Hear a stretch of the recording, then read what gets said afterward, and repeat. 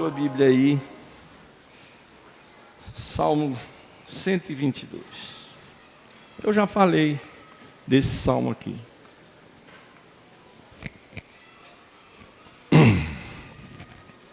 Mas eu quero meditar esse salmo com vocês. Eu acho que é um dia apropriado, é uma época apropriada, é um momento apropriado para isso. Diz assim, ó: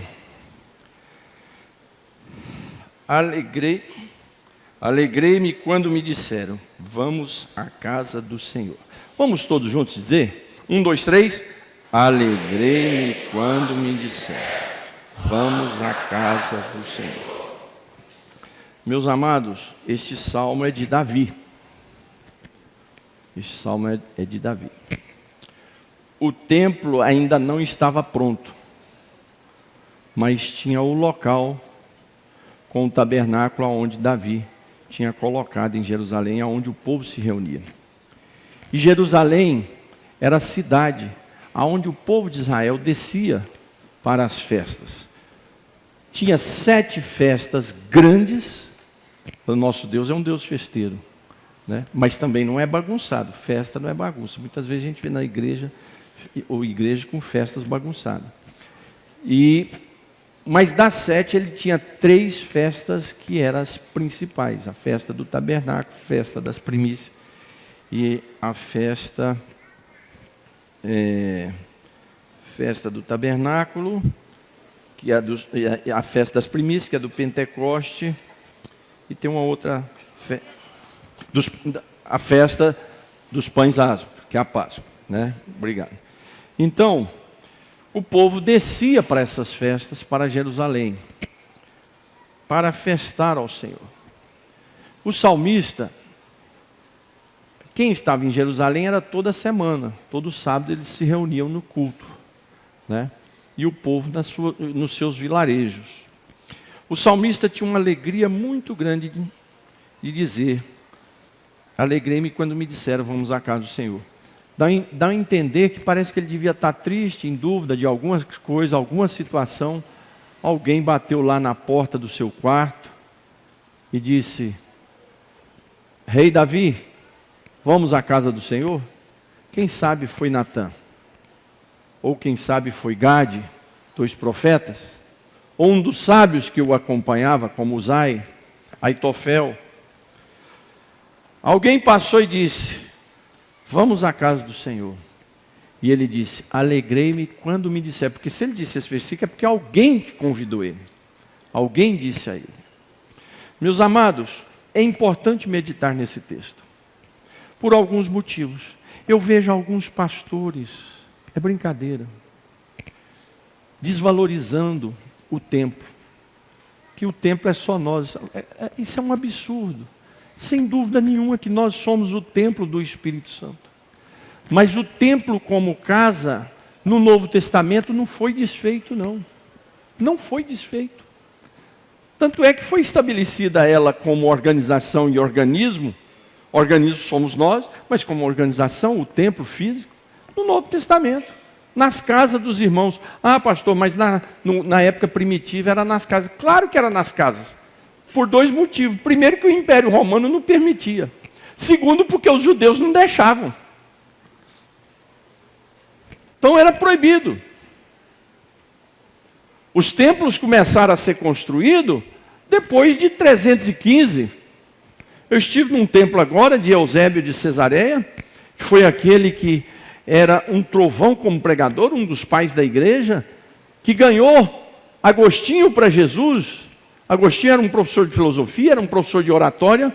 Sua mãe era crente, orava por ele, mas ele era um homem mundano. Ele era um filósofo, vivia de orgias. Você conhece isso lendo Confissões, né? E confesso aqui para vocês, apesar de ser apaixonado por Agostinho, eu fui ler Confissões influenciado pelo Sangar, né? Quando ele leu, aí eu fui ler Confissões. Ele vai falar ali da sua vida depravada que ele tinha. Mas ele tinha sua mamãe que orava por ele, Mônica. Aquela senhora que orava por ele ali constantemente. E Agostinho, como professor de oratório, um dia passando de frente à igreja, viu a igreja lotada, falou, mas o que é isso? Ele não acreditava em Deus, em Jesus. Ele procurava as várias outras religiões. Que ele entrou, ele ouviu aquele homem pregando, ele ficou assustado, porque ele era professor de oratório, ele viu um cara muito superior a ele. Aí ele voltou, começou a voltar aos domingos pela manhã. E ali ele aceitou Jesus. E ali ele foi discipulado. E ali nessa igreja que eu estive, ele escreveu o livro chamado Sermão do Monte, que eu estou usando agora para pesquisa. Por quê? Porque o Eusébio chamou ele e falou, olha, eu vou te preparar para você ser pastor de igreja. E ele foi ser depois lá em Hipona, na Argélia, na África, porque ele era africano. E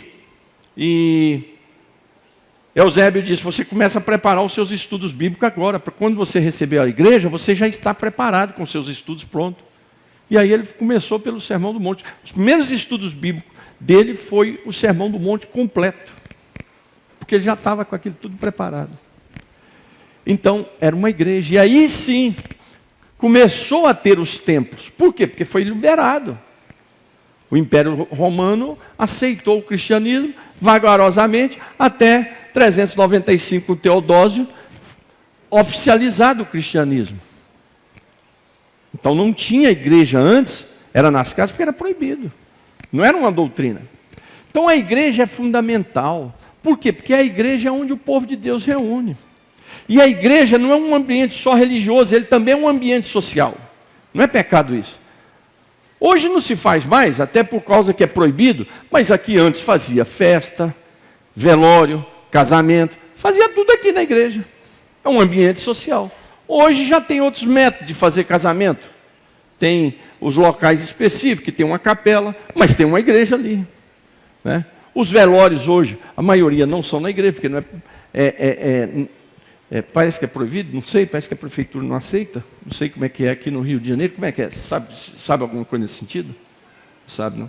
Então, mas tem essas coisas. E hoje já tem outras organizações, mas a igreja é esse ambiente social. Festa de 15 anos, aniversário, mas aqui é onde o povo também cultua a Deus. A igreja é um momento social, não é só religiosidade, mas é uma religiosidade sadia através do momento social que nós temos aqui. Aqui criamos os nossos amigos, aqui discutimos, aqui contradizemos, aqui brigamos, discutimos, mas aqui também nos acertamos. Por quê? Porque é uma família.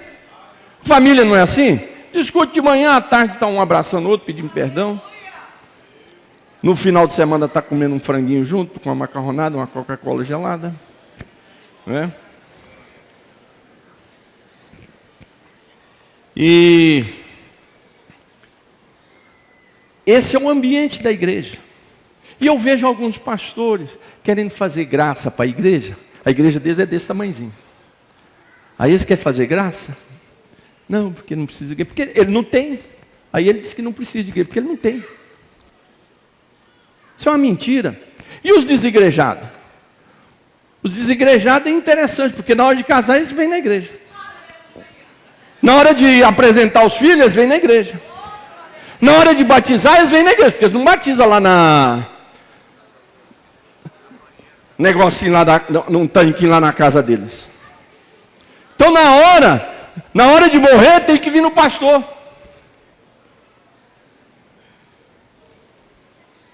E aí? É desigrejado. Mas na hora de casar, na hora de apresentar o filho, na hora de batizar, é na igreja. É na igreja. E a igreja, a Bíblia, o salmista tinha alegria de ir na igreja.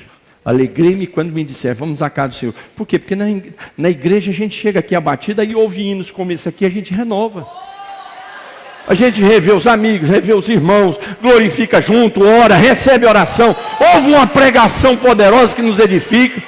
Aí a gente chega aqui arrasado e sai renovado. É aqui que nós clamamos juntos, aqui nós choramos juntos, aqui nos alegramos juntos.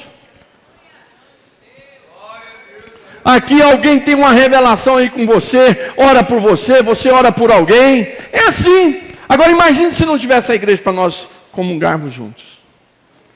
Imagina um Natal que nós não reuníssemos a família para ter um Natal junto.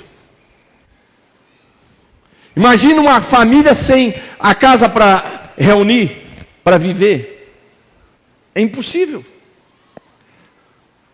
A igreja é uma família, só que a família é de Deus. E essa família precisa de uma casa. E essa casa se chama Casa de Deus. E lá no Antigo Testamento, Deus diz assim: a minha casa será chamada casa de oração. Aí, Jesus vem e repete, ele diz: a minha casa será chamada casa de oração.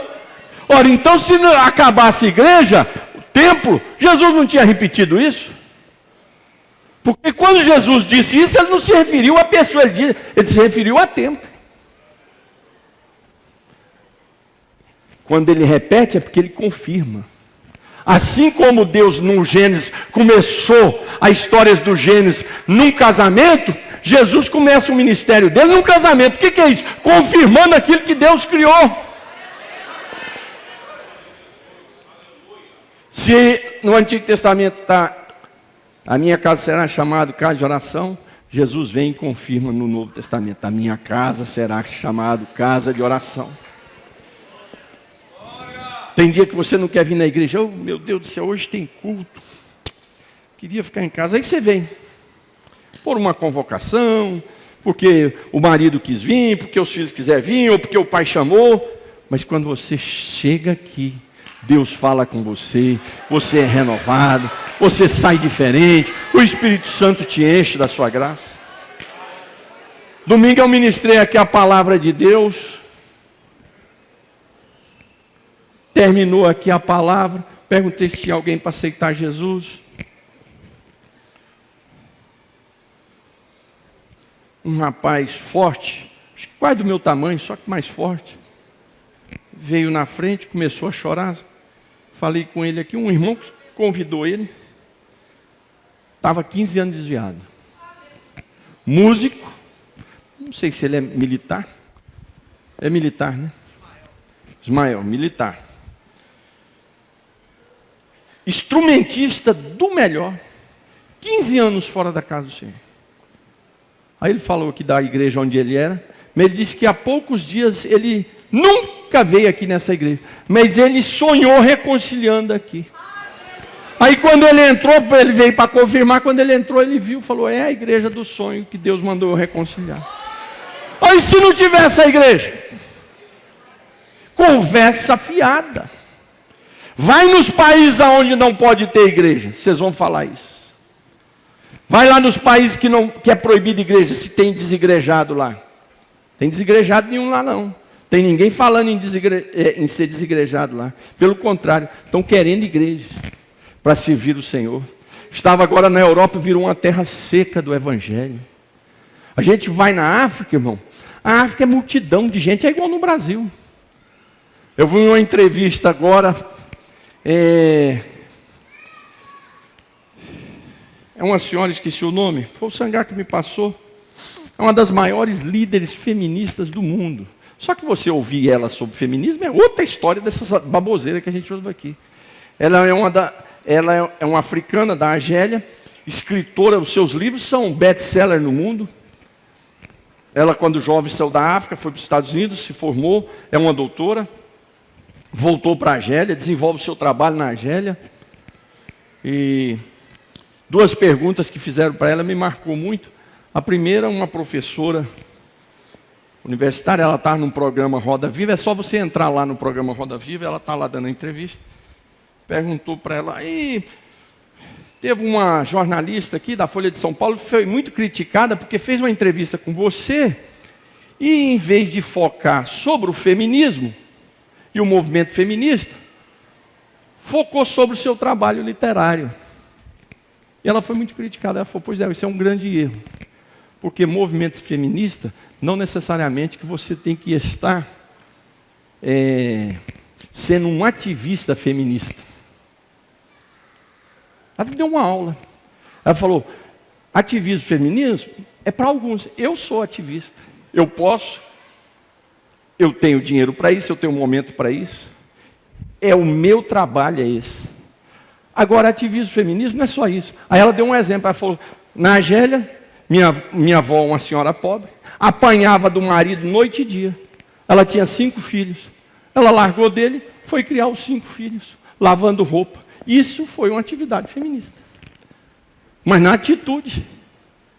Não quer dizer que você tem que ficar na bandeira gritando para lá e para cá.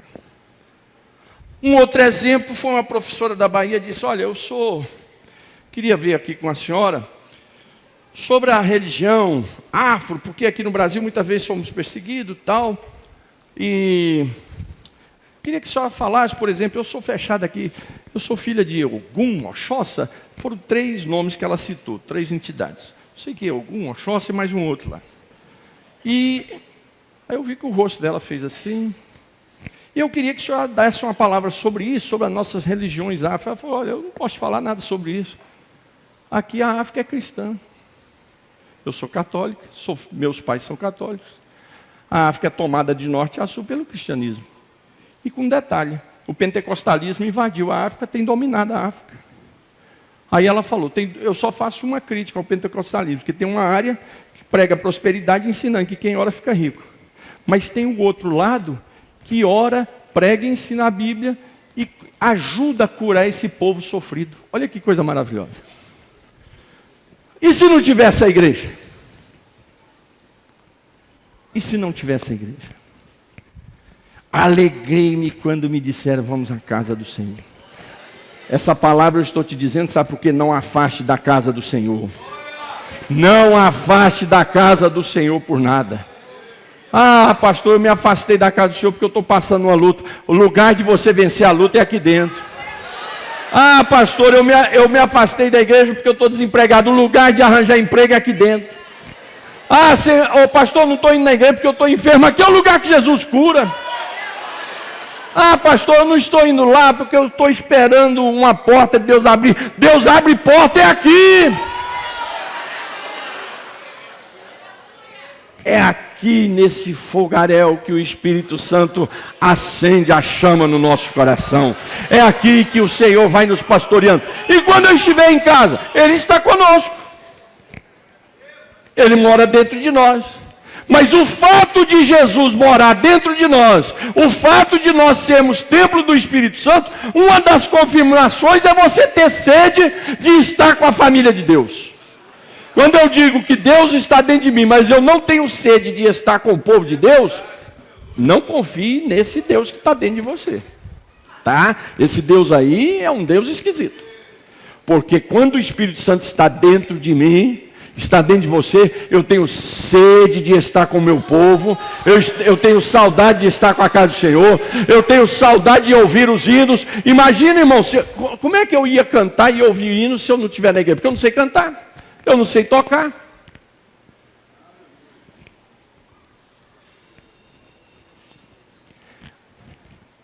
Que o seu coração esteja alegre de estar na casa do Senhor.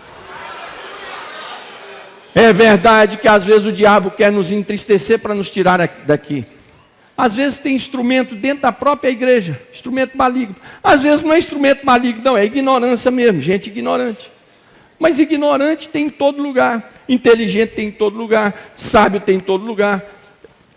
A gente vai suportando, mas você tem que estar na casa do Senhor. Como o salmista dizia, oh alegria. Eu como pastor, quantas vezes eu já cheguei aqui, porque eu sou pastor, porque eu tenho que vir obrigado. Se não fosse pastor eu não via, ficava em casa. Mas aí eu louvo a Deus, porque aquela obrigação me traz para a casa do Senhor.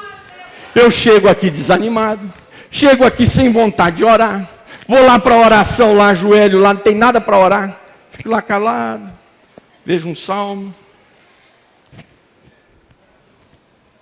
Parece que Deus está distante. Só que a hora que vai fechar as portas da igreja, hinos foram cantados, palavra foi ministrada, orações foram ministradas, a gente sai daqui renovado. Porque você revê os irmãos, revê as pessoas, ouve testemunhos. Por exemplo, uma jovem aqui, filha do Santana, domingo ela trouxe um testemunho e falou com a pastora. Quero desse testemunho oferecer o culto de ação de graça. Ah, é? O que foi? O pastor Sócio deu um testemunho aqui de um irmão nosso, que estava desempregado e fez um propósito de dar o primeiro salário. E ele deu um chute no balde, ele não deu só o primeiro salário, ele deu os 6 primeiros salários. Aí ela disse que ouviu esse testemunho, falou: eu estou numa empresa, eu queria subir de cargo e aumentar o meu salário, dobrar o meu salário. Aí eu fiz um propósito, eu ouvi o testemunho do pastor Sócio, eu fiz um propósito, que o próximo salário, quando aumentasse o meu salário e eu subisse de cargo, eu ia dar o meu salário para a casa de Deus. Pois Deus deu para ela. Deus deu para ela, filho de Santana. Alegrei-me quando me disseram: vamos à casa do Senhor. Aqui é o local de você se alegrar, na casa do Senhor. A gente vê confusão por aí que desanima a gente vir para cá do Senhor, mas isso é obra do diabo. A gente vê atitude de pastores por aí que desanima da gente ir para cá do Senhor, mas isso é obra do diabo. Jesus já tinha avisado dos falsos profetas, dos que escandalizariam. A gente vê atitudes na igreja de crentes que nos desanimam a ir para a casa do Senhor, mas isso é obra do diabo. Deus nos avisou de gente que escandalizaria a obra de Deus. Nós temos que firmar com a família de Deus, estamos juntos, unidos e como salmista, alegrando na casa do Senhor. Porque aqui é um lugar de alegria. De pé. Você vai escolher uma pessoa aí do seu lado. Você vai pôr a mão. Não escolhe 3 não, assim, ó. Faz assim não. Escolhe uma pessoa, pergunte o nome. Você vai orar citando o nome. Se é João, Senhor, está aqui o João. O Senhor trouxe ele aqui na tua casa. Enche ele do Espírito Santo, alegra ele, faz milagre. Deixa eu te falar. Pergunta se você quiser. Às vezes está enfermo. Está enfermo. Irmão, ora por mim, porque eu estou com essa enfermidade, ora por mim. Pede aí a oração, é agora. E eu vou orar por todos. Irmão, eu estou desempregado, aproveita e ora pelo meu emprego aí. É agora a hora do milagre. O salmista, ele disse: alegrei-me quando me disseram, vamos à casa do Senhor. Sabe por quê? Porque ele sabia que aqui era lugar de alegria. Aqui é lugar de milagre. Aqui é o lugar onde Deus fala. Aqui é onde Deus faz as coisas acontecer.